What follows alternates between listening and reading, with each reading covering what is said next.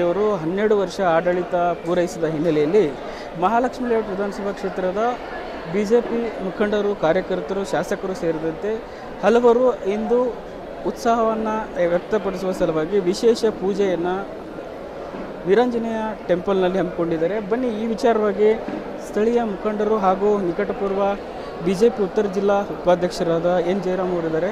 Sir ಹೇಳಿ, ಇವತ್ತು ಏನು ವಿಶೇಷ ಸಂದರ್ಭ ಇಲ್ಲಿ ಸೇರಿರೋದು? ಇವತ್ತು ನಮ್ಮ ಭಾರತ ದೇಶದ ನೆಚ್ಚಿನ ಪ್ರಧಾನಮಂತ್ರಿ ನರೇಂದ್ರ ಮೋದಿಜಿಯವರ 4499 ದಿನವನ್ನು ಸಂಪೂರ್ಣವನ್ನು ಗಳಿಸಿದ್ದಾರೆ. ಇನ್ನು ಮುಂದಿನ ದಿನಗಳಲ್ಲಿ ಇನ್ನೂ 16 ವರ್ಷ ಅವರು ಪ್ರಧಾನಮಂತ್ರಿಯಾಗಿ ಉಳಿದಿದ್ದಾರೆ. ಹಿಂದೆ ಪ್ರಧಾನಮಂತ್ರಿಗಳಿದ್ದಂಥ ಎಲ್ಲರೂ ದಾಟಿ ಬಂದಿರತಕ್ಕಂಥ ದಿನಗಳು ನೋಡ್ತಾ ಇದ್ದಾರೆ. ಅವರು ಇಡೀ ದೇಶದಲ್ಲಿ ಮಕ್ಕಳಿಂದ ಹಿಡಿದು ಹಿರಿಯರಿಂದ ಎಲ್ಲರಿಗೂ ಗೌರವಿಸುವಂಥ ಒಂದು ಪ್ರಧಾನಮಂತ್ರಿಯಾಗಿದ್ದಾರೆ. ದೇಶದ ಬಗ್ಗೆ ಅಪಾರವಾದ ಗೌರವ ಇದೆ. ದೇಶ ಏನು ಮಾಡಬೇಕು, ಮುಂದೆ ತಗೊಂಡು ಹೋಗಬೇಕು ಅಂತದ್ದು ಇವರು ಯೋಚನೆ ಮಾಡಿದ್ದಾರೆ. ಹಾಗಾಗಿ ಅವರಿಗೆ ಇವತ್ತು ನಮ್ಮ ಮಹಾಲಕ್ಷ್ಮೀಪುರ ವಿಧಾನಸಭಾ ಕ್ಷೇತ್ರದಲ್ಲಿ ಗೋಪಾಲಣ್ಣವರು, ನಮ್ಮ ಶಾಸಕರು, ಮಾಜಿ ಮಂತ್ರಿಗಳು ಅವರೆಲ್ಲ ಕರೆದು ಇವತ್ತು ಒಂದು ಒಳ್ಳೆಯ ಶುಭ ದಿನ. ಇವತ್ತು ಆಂಜನೇಯ ದೇವಸ್ಥಾನದಲ್ಲಿ ಅವರ ಹೆಸರಿಗೆ ಅರ್ಚನೆ ಮಾಡಿಸಿ ಪೂಜೆಯನ್ನು ಮಾಡಬೇಕು ಅಂತೇಳಿ ನಾವೆಲ್ಲ ಕಾರ್ಯಕರ್ತರ ಮುಖಂಡರು ಕೂಡ ಮಹಾಲಕ್ಷ್ಮಿ ಲೇಔಟಲ್ಲಿ ಒಂದು ಕಡೆ ಸೇರ್ಕೊಂಡಿದ್ದೀವಿ. ಸರ್, ಇದ್ರ ಜೊತೆಗೆ ಈಗಾಗಲೇ 12 ವರ್ಷ ಪೂರೈಸಿದ್ದಾರೆ. ದೇಶದ GDP ದರ ಕೂಡ ಈಗ ಏರಿಳಿತ ಕಂಡಿದೆ. ಒಂದು ಕಡೆ ಯುದ್ಧ, ಇನ್ನೊಂದು ಕಡೆ ಬೆಲೆ ಏರಿಕೆ. ಇದೆಲ್ಲದರ ಮಧ್ಯೆ ಇವತ್ತಿನ ಸಂಭ್ರಮಾಚರಣೆ ಔಚಿತ್ಯ ಇತ್ತ? ಸಂಭ್ರಮಾಚರಣೆ ಆಚರಣೆ ಮಾಡಬೇಕು ಅಂತ ಹೊರಟಿದ್ದೀವಿ.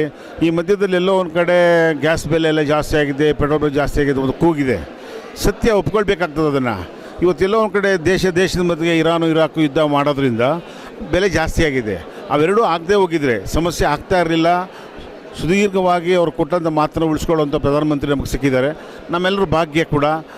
ಮತ್ತೆ ಏನು ತೊಂದರೆ ಆಗ್ತಾ ಇರಲಿಲ್ಲ. ಯುದ್ಧ ಆಗಿರೋದ್ರಿಂದ ಅಲ್ಲಿ ಬರ್ತಾಯಿಲ್ಲ. ನಾವು ಹಳ್ಳಿಗಾಡಿನಲ್ಲಿ ಕೂಡ ನಮ್ಮ ವರ್ಷಕ್ಕೆ 12 ಕೊಡ್ತೀವಿ ಅಂತೇಳಿ ಪ್ರಧಾನಮಂತ್ರಿಗಳು ಮಾಡಿದರು, ಅದು ಕೊಡ್ತಾಯಿದ್ರು.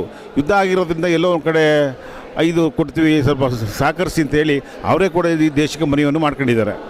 ಸರ್, ಎಲ್ಲೋ ಒಂದು ಕಡೆ ಹೇಳ್ತಾರೆ ಪೆಟ್ರೋಲ್ ಜಾಸ್ತಿ ಆಗಿದೆ, ಎಲ್ಲವೂ ಅವಶ್ಯಕ ವಸ್ತು ಜಾಸ್ತಿ ಆಗಿದೆ, ಗಾಡೀಲಿ ಓಡಾಡಬೇಡಿ, ಅದನ್ನು ಮಾಡಬೇಡಿ ಅಂತ ಬೇರೆಯವ್ರಿಗೆ ಹೇಳ್ತಾರೆ. ಮೋದಿಯವರೇ ತಮ್ಮ ಒಂದು ಕಾನ್ವೆಯಿಂದ ಹಿಡಿದು ಎಲ್ಲದರಲ್ಲೂ ಅಷ್ಟೊಂದು ತಮ್ಮ ಮಿನಿಸ್ಟರ್ ಆಗಿರ್ಬೋದು, ಮುಖ್ಯಮಂತ್ರಿಗಳಾಗಿರ್ಬೋದು, ಅವರೇ ಅಷ್ಟೊಂದು ಖರ್ಚು ಮಾಡ್ಕೊಂಡು ಓಡ್ತಾರೆ. ಎಲ್ಲಿ ಯಾವ ರೀತಿ?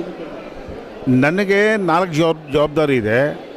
ಎಲ್ಲರೂ ಜನಕ್ಕೂ ಅವ್ರವ್ರದ್ದು ಒಂದು ಜವಾಬ್ದಾರಿ ಇರ್ತಿದೆ. ಇಡೀ ದೇಶವನ್ನು ನೋಡಬೇಕು ಅಂತಂದರೆ ಅವರು ಎಲ್ಲವನ್ನೂ ಕೂಡ ಓಡಾಡೋದ್ರಿಂದ ಅವಶ್ಯಕತೆ ಇದೆ.